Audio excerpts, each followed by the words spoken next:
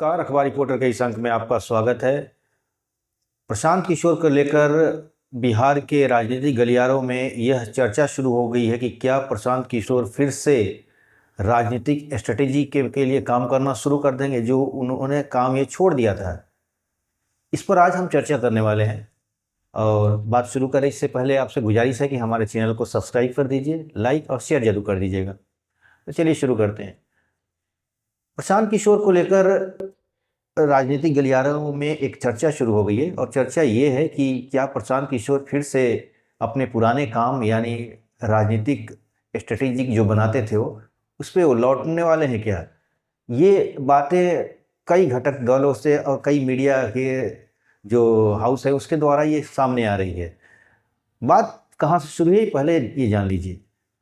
South के एक film अभिनेता है, विजय नाम है उनका, और उन्होंने एक पार्टी बनाई है और उस पार्टी के एक प्रोग्राम था जिसमें प्रशांत किशोर पहुंचे हुए थे और प्रशांत किशोर ने अपना एक उस पर एक भाषण वगैरह भी दिया। और इसी समय से ये बातें चलने लगी कि क्या प्रशांत किशोर फिर से किसी पार्टी के लिए काम करेंगे, जो कि वो बार बार कहते हैं कि अब ये काम हमने छोड़ दिया है और अपनी एक पार्टी जनसुराज बना लिया है।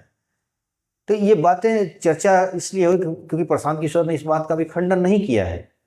हालांकि उन्होंने उस समय ही बोला था कि विजय को हमारी ज़रूरत नहीं है, विजय एक बहुत बड़े फिल्म स्टार हैं और उनकी पॉपुलैरिटी इतनी बड़ी है कि, और उन्होंने एक नया होप भी बताया कि जो तमिलनाडु की राजनीति में जो विजय नए नए कदम रखे हैं वो एक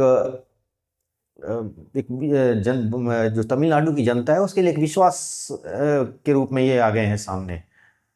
देखिए, तमिलनाडु का कहानी थोड़ी अजीब है। 2026 में वहाँ चुनाव होने वाले हैं और वहाँ के जो एम.के. स्टालिन हैं वो भाषा के लेकर, जो तमिल संस्कृति और तमिल लैंग्वेज को लेकर उन्होंने एक मोर्चा खोल दिया है। उन्होंने ऑल पार्टी मीटिंग भी बुलाई है 6 तारीख को और उस मीटिंग में ये तय किया जाएगा कि आगे की रणनीति क्या होगी, क्योंकि भारत सरकार ने जो नई शिक्षा नीति में 3 लैंग्वेज जो है अपना एक प्रपोजल लाया उसमें, जिसमें हिंदी, इंग्लिश या कोई क्षेत्रीय भाषा की बात हो रही है, तो उन्होंने उसका विरोध किया है। कह रहे हैं कि नहीं, हमें सिर्फ हम 2 ही भाषा पर काम करेंगे, जो तमिल और इंग्लिश पर जो लोग काम करते हैं। देखिए, भाषा का विवाद कोई वहाँ नई नहीं है, बहुत पुराना है और उसके लिए बहुत काफ़ी आंदोलन है, कई लोगों की जानें भी गई हैं। तो ये भाषा को लेकर ये उनका अपना पुराना स्टैंड है। उन्होंने एम.के. स्टालिन ने कहा कि हिंदी भाषा की वजह से बहुत सारी भाषाएं खत्म हो गई हैं। उन्होंने बिहार का नाम लेके बोला कि बिहार में भोजपुरी, मैथिली, अवधी, जो बिहार के आसपास के जो यूपी के जो भाषा है वो खत्म हो चुकी हैं और इसकी वजह हिंदी ही है। ये गलत नहीं बोला है।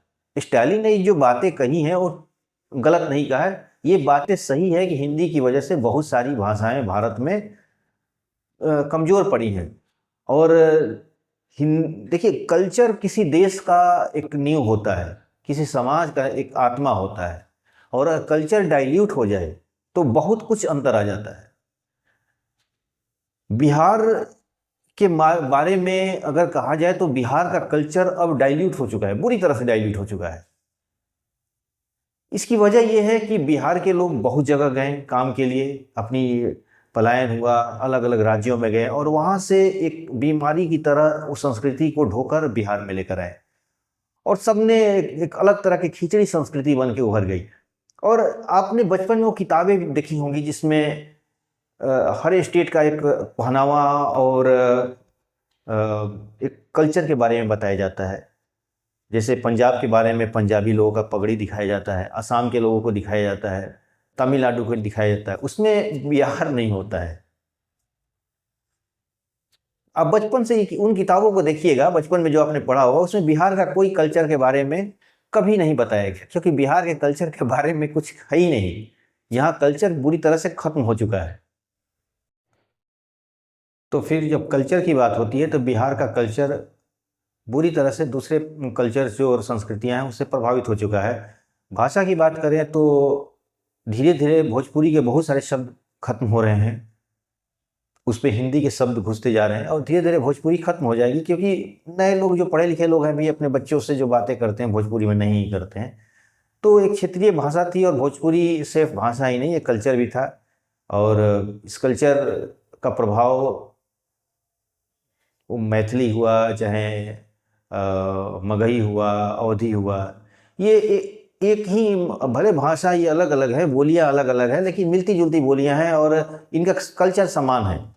इनका एक ही अपना संस्कृति है, चाहे वो थोड़ी बहुत अंतर होगा, लेकिन आमतौर पर उत्तर प्रदेश की जो पूर्वांचल का जो क्षेत्र है, या बिहार का जो क्षेत्र है, वहाँ की संस्कृतियाँ लगभग एक ही जैसी हैं। तो लेकिन भाषा की बात जहाँ तक हो रही है, तो ये भाषा में बहुत ज़्यादा दूसरे हिंदी के शब्द घुसते जा रहे हैं, जिसकी वजह से ये भाषा अब विलुप्त होने के कगार पर तो नहीं मैं बोलूँगा विलुप्त हो रही है, लेकिन ये जरूर है कि समय के साथ कमज़ोर पड़ते जा रही हैं। क्षेत्रीय भाषाएं, मैं भोजपुरी, मगही, अवधी की बात कर रहा हूँ, और मैथिली वगैरह की बात कर रहा हूँ। तो यही बात स्टालिन ने कहा था कि हिंदी की वजह से इन जो क्षेत्रीय भाषाओं को बहुत काफ़ी प्रभाव पड़ रहा है, और ये कमज़ोर पड़ते जा रही हैं। तो स्टालिन की बात है, ये बात सही है कि जैसा कि मैंने अभी बताया आपको कि जो किताबों में जब संस्कृति की बात होती है, तो तमिलनाडु की संस्कृति की तस्वीरें होती हैं, पंजाब की संस्कृति होती है, असम की होती है, बंगाल की होती है, लेकिन उसमें बिहार का कहीं कोई, अगर मैं गलत हूँ तो आप सोचिए कि किसी टेक्स्ट बुक में आपने बिहार के कल्चर के बारे में कोई तस्वीर देखी है? नहीं है। ना वो पहनावा ओढ़ावा के बारे में कहीं होता है, ना कहीं, क्योंकि बिहार का अपना कल्चर अब बचा ही नहीं है, दूसरे के कल्चरों से प्रभावित हो रहा है। शादियों में भी अगर देखा जाए तो बहुत सारे फालतू के आडंबर घुसते जा रहे हैं, इतने रीति रिवाज जो कभी शादियों में थे ही नहीं, उसको संस्कृति का अंग बना दिया गया है दिखावा में। कभी वो ये रस्म, वो रस्म, पता नहीं कौन कौन से नए नए रस्म हो चुके हैं। और पर्व त्यौहार भी, पंजाबियों का त्यौहार बिहारियों के कल्चर में घुस गया है। जैसे करवा चौथ वगैरह यहाँ पर कोई मनाते नहीं थे, लेकिन अब बिहार के लोग भी मनाने लगे हैं, क्योंकि वहाँ की संस्कृति यहाँ पर आ गई है। खैर ये अलग बात है, अलग विषय है। मैं M.K. स्टालिन में बात कर रहा हूँ। तो M.K. स्टालिन ने यही बात बिहार को लेकर बोला था कि बिहार में जो कल्चर है वो धीरे धीरे समाप्त हो जाएगा, क्योंकि भाषा उनकी जो भोजपुरी बोली थी या मैथिली वगैरह भी कमज़ोर पड़ते जा रही हैं। इसकी प्रभाव ये शिफ्ट हुआ है सिर्फ हिंदी की वजह से। तो और भाषा को लेकर तमिलनाडु के लोग बहुत ज़्यादा ही संवेदनशील होते हैं, और बहुत ज़्यादा अपने भाषा से उनका लगाव होता है, संस्कृति से बहुत अच्छा लगाव होता है। तो यही बात है। तो यही प्रशांत किशोर पर मैं बात कर रहा हूँ। तो प्रशांत किशोर वही विजय भी एक पार्टी बनाए हैं, उनकी पार्टी की प्रचार के लिए वहाँ पर गए हुए थे। तो अब ये बातें बिहार की राजनीति में ये चर्चा शुरू हो गई है कि क्या प्रशांत किशोर अपने पुराने काम पे लौट रहे हैं? क्या अगर वो पुराने काम पे लौट जाएंगे तो जनसुराज का क्या होगा? जिस जनसुराज की पार्टी बिहार में बनाया गया है, उसे एक थर्ड विकल्प के रूप में कहा जा रहा है कि भाजपा, जदयू और तब ये राजद के बाद एक तीसरा विकल्प होगा, और बोल रहे हैं कि हम सारे के सारे सीटों पर चुनाव लड़ेंगे। प्रशांत किशोर को बोल रहे हैं कि किसी से हम गठबंधन नहीं बनाएंगे।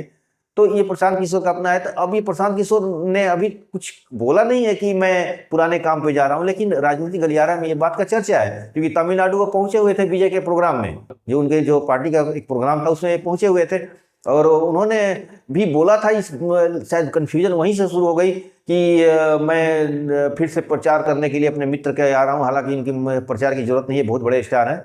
तो इस तरह की बातें प्रशांत किशोर ने किया, लेकिन प्रशांत किशोर ने इस बात का खंडन भी नहीं किया है कि मैं अपनी राजनीति में फिर से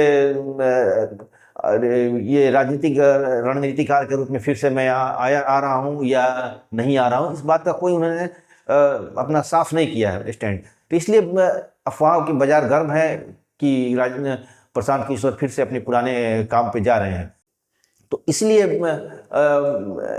बिहार के गलियारों में इस बात को चर्चा है कि प्रशांत किशोर क्या अपनी पार्टी को छोड़कर पुराने काम पे जा रहे हैं क्या। खैर जो भी होगा अपडेट मैं आपसे बताते रहूँगा। आज के अंक में बस इतना ही। नए अंक के साथ फिर आपसे मुलाकात होगी। आपसे फिर से हमारी गुजारिश है कि हमारे चैनल को लाइक कीजिए, शेयर कीजिए, सब्सक्राइब जरूर कर दीजिएगा। Thank you very much.